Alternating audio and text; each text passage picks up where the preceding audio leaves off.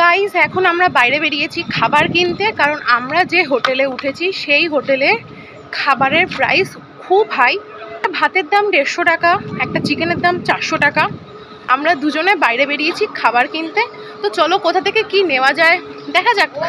তো এখন আমরা টোটো করে এলাম একটা দোকানের নাম বিদ্যা রেস্টুরেন্ট। ওখানের মেনু কার্ডটা আমি তোমাদের সাথে শেয়ার করছি, দেখে নাও, পজ করে চাইলে দেখতে পারো। এখানকার খাবারের দাম বেশ রিজনেবল। আমরা দুবেলাই এখান থেকে খেয়েছিলাম। লোকেশন হলো এই যে বিচ ভিউ হোটেল, ওই বিচ ভিউ এর পাশ দিয়ে যে রাস্তা চলে যাচ্ছে ওই রাস্তা দিয়ে একটুখানি এলেই এই যে বিদ্যা হোটেল অ্যান্ড রেস্টুরেন্ট। এখানকার ফ্রাইড রাইস, চিলি চিকেন, ডিম কষা, সাদা ভাত, চিকেন কষা, এগুলো আমরা হোটেলে নিয়ে গিয়ে খেয়েছিলাম। তার ক্লিপিং নেওয়া হয়নি। খাবারগুলো খেতে দারুণ ছিল, নো ডাউট। আমরা বিকালবেলা আবার এসেছিলাম একটা বিরিয়ানি খেতে, কিন্তু বিরিয়ানির কোয়ালিটিটা আমার ওকেই লেগেছে, আর বাদ বাকি খাবারগুলো বেশ ভালো লেগেছিল।